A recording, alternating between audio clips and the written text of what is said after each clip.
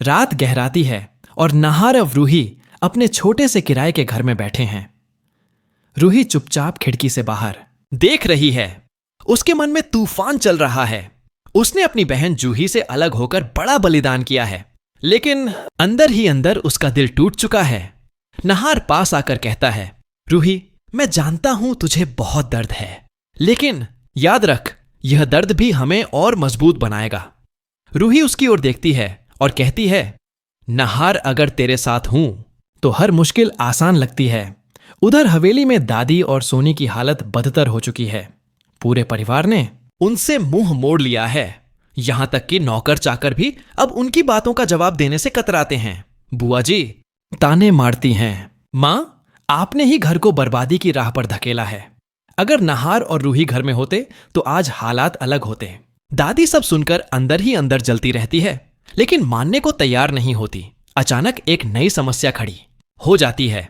हवेली के कारोबार में घाटा लगना शुरू हो जाता है। बैंक नोटिस भेजता है और कहता है कि अगर कर्ज नहीं चुकाया तो हवेली नीलाम हो जाएगी।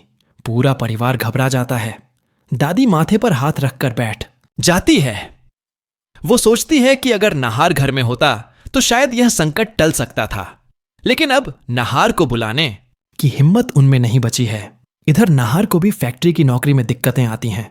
मालिक उसे ताने मारता है, कहता है, तुम पढ़े लिखे हो फिर भी मजदूरी कर रहे हो। नहार मुस्कुराकर जवाब देता है, मजदूरी में शर्म नहीं है, मेहनत करने वाला कभी हारता नहीं।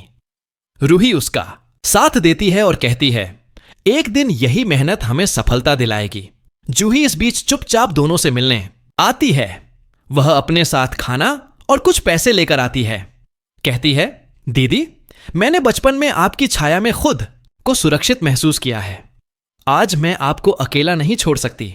रूही जूही को गले लगाकर रो पड़ती है। दोनों बहनों का रिश्ता और गहरा हो जाता है। हवेली में तनाव इतना बढ़ जाता है कि परिवार के सदस्य आपस में लड़ने लगते हैं। अर्जुन चाचा और बुआ जी में तीखी बहस हो जाती है। सोनी रोते हुए कहती है, अगर नहार वापस आ गया तो शायद सब संभल जाएगा। दादी आखिरकार टूट जाती है और कहती है, हां, मैंने गलती की है। मुझे अपने पोते और बहू को घर से नहीं निकालना चाहिए था। अब जो भी करना होगा उन्हें वापस लाना होगा। आने वाले ट्विस्ट में आप देखेंगे कि दादी खुद नहार और रूही के दरवाजे पर जाएगी। लेकिन नहार क्या इतनी आसानी से माफ करेगा, या फिर यह हवेली का संकट और गहरा जाएगा? यही देखने लायक होगा।